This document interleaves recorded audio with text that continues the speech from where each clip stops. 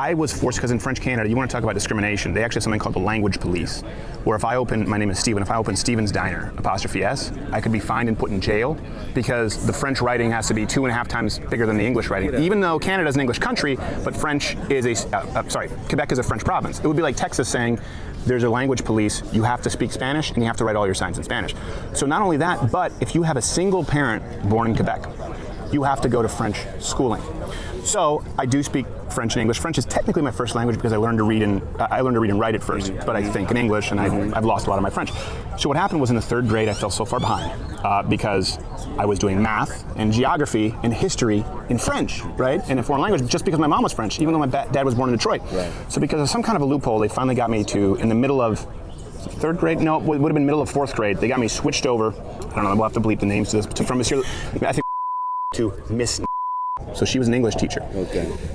French teacher was very nice, but they thought I was learning disabled, like borderline retarded. Gotcha. Moved to an English class where now I'm doing math in English, and this lady, Miss, she was, I would say, South Indian, really harsh, really strict. I did not like her. So I came from a nice teacher who said he's learning disabled. They sent me to a teacher, Miss, who a lot of kids hated, thought was mean, but she stayed after class and taught me long division as long as it took.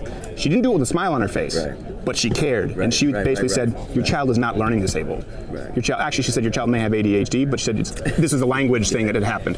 And so it's just interesting to me that, you know, it has bridged that racial divide. It is about actually helping people and wanting to better people regardless of where they are, regardless of their race.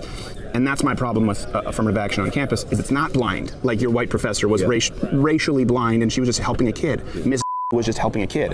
Affirmative action says, don't help the white kid, don't help the Asian kid, you have to help the black kid. And that creates another system.